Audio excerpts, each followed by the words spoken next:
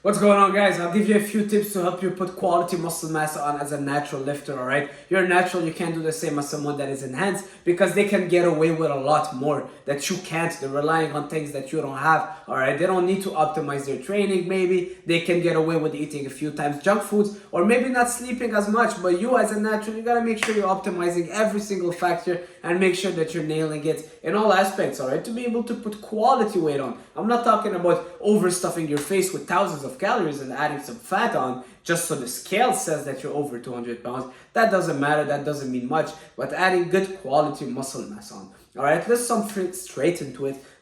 Tip number one is go in a slow calorie surplus. We see it so much on social media, people outside, people at the gym, just over bulking, all right? People are 22, 23, 25% body fat and they're still bulking. When you're at a high percentage body fat, you're impacting your hormones, you're impacting your progress you're making at the gym. When you're higher than 20%, your testosterone levels converts to estrogen levels. So basically, the hormone that is helping you build muscle mass is basically diminishing because you're getting too fat. All right, so your body is not in an ideal state for you to build muscle, to be at your strongest. All right, so drop down that body fat. Don't overbulk. Don't overdo it. Go slow. The slower you go, the better. All right, there's a rate at a point. There's a maximum rate where you can build muscle mass, and after that, all the extra calories, the thousands of extra calories in a surplus, are just gonna be stored as fat. It's not because you ate 5,000 calories today that they'll all be stored as muscles. All right, it doesn't work like that. Slowly but surely. So 300 to 500 calories surplus. That's all you need. That's all you need. All right. If a woman pregnant with maybe 300 to I think a woman pregnant with a few hundred calories, she can have another baby when she's pregnant. You're just bulking up and adding some muscle mass. You really think you need thousands of calories? No, you don't. All right, so that's first thing first. We want to add quality lean muscle tissue on. Yes, it comes with a little bit of fat, but it doesn't need to be exaggerated. So keep it under 20% body fat and make sure 300 to 500 calorie surplus. Tip number two, if you're someone that don't have a lot of appetite, all right, your appetite is kind of low, you're never hungry, I want you to think about something. Stop prioritizing high fiber food. So let's say the carbs that are brown rice, oatmeal, quinoa, those carbs, the bread that is a whole grain bread full of fiber, they have a lot of fiber. Fiber, what it does is that's gonna fill you up, it's gonna expand your stomach. All right, you don't want to eat a lot of oatmeal or brown rice because you'll be bloated, you won't be able to eat as much, and that's why you're full. You don't want to eat a lot of veggies because veggies will fill you up. Yes, don't tell me I'm telling guys that to not eat veggies. No, veggies are okay, but that's not where you're getting all your nutrients. Let's not lie to ourselves. All right, you're getting your vitamins and minerals from the steak, from yogurt, from fruits, from eggs, from Greek yogurt, from red meat, from fish, from salmon, not from veggies. All right, so if you're eating a lot of veggies, you're eating a lot of high fiber carbs, all right, such as oatmeal, brown rice, quinoa. I want you to limit those and replace them with easy to digest carbs: white rice, pasta, sourdough white bread, potatoes, white potatoes. They're great. All right, they digest well, you'll be hungrier faster. All right, moving on. Another great tip when you're on a bulk is prioritizing compound lifts. A lot of people, when they're training these days, not only bulk or cut, these days, it's like if we're pushing away the compound lifts slowly but surely. People are going for machines. People are just sticking to machines instead of doing a barbell back squat. We see people on a leg press, loading up the leg press. All right, that looks good, but let's see what you can do on a barbell back squat. All right, the back squat, the overhead press, the bench press, the barbell rows, the deadlift. Those ones, guys, are the exercises that will give you the most bang for your buck. Now you're bulking, your calories are high. You want to use that surplus in pushing yourself at the gym, pushing the weight. Yes, it is important. I know you hear me talk a lot about not overly pushing the weights, but when you're bulking on the compound lifts, that's where you want to push the weight up. That's where you want to push the intensity, the volume. Your training has to stay intense. It's not just about the food, guys. Your training has to change, and you gotta realize that you have those extra calories for a reason and use them. All right, very important. So don't neglect your compound lifts. Do them in the beginning of your workouts. A lot of volume. That's where you get the most out of it, the most bang for your buck. So make sure that you're putting all your energy in there. All right, yes, that's where you want to put all your eggs in that basket, the compound lifts. So I'm not saying don't do anything else, but you want to make sure you're prioritizing them. Moving on, you want to bulk the right way. Well, walk every single day. Don't neglect your cardio. Keep staying active. It doesn't mean that you're bulking, that you'll be laying on the couch all day watching TV, because what will happen is that you will impact your metabolism, and also walking help the food, because basically when you're walking, what happens is that the food that you just ate, because chances are you're bulking, you just ate a meal not too long before, so what will happen is that it's called nutrition part. Anyways, the nutrients that you just ate will be sent to the muscle better when you're walking, because there's a blood flow, there's blood circulating. So now you're walking, and your stomach is a muscle, so when you're walking, you're bringing even more blood to the area, things are going faster, your body's just like a machine. It also helps you stay leaner and lose some calories and turn your body into a machine. You're burning more, but you're eating more because you're walking, you're a bit hungrier. So it's super important, guys.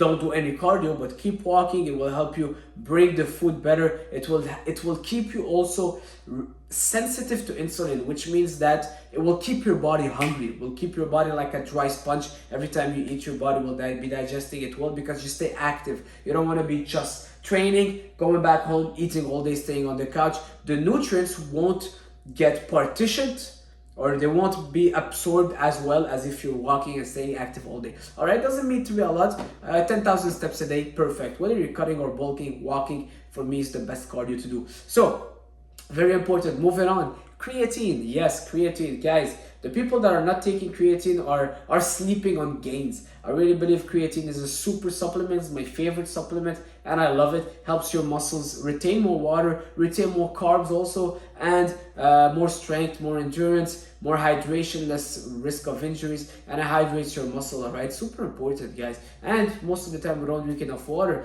Having creatine will help us also hydrate our muscles better. So guys, don't neglect creatine. I would go for 10 grams a day. If you're someone that has a high workload or you're pretty heavy, go for 10 grams of creatine a day, and you won't look back. Avoid mass gainers. I hate mass gainers. It's full of crap. It's full of bad ingredients. It's full of cheap calories just to fill up the calorie counted. But don't go for mass gainers. Now, moving on. No cheat meals. Yes, I've said it. No cheat meals. Why do you want to cheat on your diet if you're already in a surplus every single day? What can you crave? If you're eating the rice, the meat, the pasta, the eggs, what can you crave? Chances are that the food that you're craving are not even going to help you. They're not benefiting you. Some people, they want to go for a cheat meal. They go for, I don't know, let's call it, that's to show you that I never go for cheat meal, but let's say they're eating, I don't know, fried Kit Kat, all right? So you go for those kind of foods that are basically mostly fats and sugar. What are they gonna do to you? They're not even gonna benefit you. You wanna go for something, maybe go for a refeed, something that will kind of benefit you. But then again, the refeed, you don't even need it, because your muscle glycogen should be all full all day long, because you're in a surplus and you're eating carbs every single meal. So why cheating? Why going for a cheat or a refeed? I would cut the cheat completely for me, all right? Guys, bulking doesn't mean eating junk food. It doesn't mean eating junk food. You keep eating good quality food. You just go in a surplus a little bit to make sure that you're putting weight on. But it's not eating junk food. You still want to make sure that you're eating whole, unprocessed food. And even if white rice is a bit processed and things like that, white rice or pasta or bread, some people, yeah, but it's still quality food. All right, you get the point. So no cheat meals, and refeeds, you can take that from now and then, but you don't want to be adding those cookies in and those pizzas and the chicken wings and the fries and this and that, because then you'll just be adding fat for nothing. All right, so we spoke about the cardio, the training. Yes, sleep, recovery. Guys, it's very important. You want to make sure that you're optimizing your sleep. They did a study. They took two twins. One of them slept 2 hours less than one of them slept 3 hours less than the other one. And after a week, they saw a decline of 15% in his testosterone levels. Can you imagine?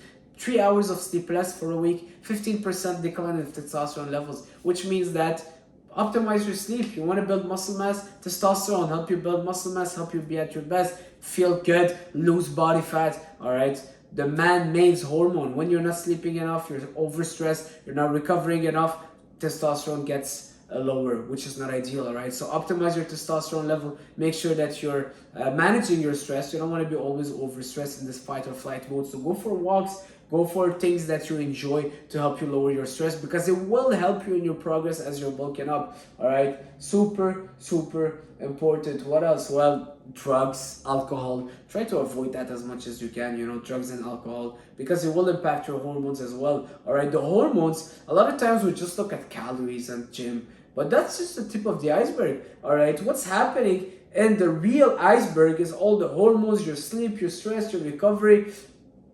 All those things are very important. All right, so it doesn't matter if you're eating so well and training well, but and you're not sleeping. That's the most important. That's the fundamentals. All right, make sure that those foundations are met. So sleeping, recovery. What else do I want to talk about? I think that's pretty much it. All right, just giving you guys some tips to gaining muscle mass as a natural, making sure that you're doing it the right way. Yeah, let's talk about the last one, is don't overbulk. Don't go above 25% body fat, because then you'll just be adding fat on. As soon as you see that you're getting heavier without necessarily getting stronger, necessarily getting bigger muscles, you're just getting heavier on the scale, it means that you're adding body fat, which is not needed. All right, when you're at a certain point, the body fat percentage is high, you're not building any more muscle mass. So go back down and make sure to reevaluate. Yeah, I wanted to talk about this step. Last one is do mini cuts. Mini cuts are super important because it helps you kind of resensitize your body to food. All right, let's see it that way. You're like a dry sponge where you're always eating. The sponge gets super wet. Well, now you're just eating more, but your body's not absorbing the food as well. So sometimes it's good to shock the body with a mini cut, maybe 3-4 weeks, 2 weeks of a mini cut where you're cutting down the calories, you're going on a deficit, so your body can kind of get re-hungry and reabsorb the food again like a dry sponge would. All right, so mini cuts are very important and they'll help you bulk up better. It's like kind of taking one step back to go 2 steps forward. That's it for this video. Please watch another one, like, comment, share, and I'll see you guys soon. Ciao.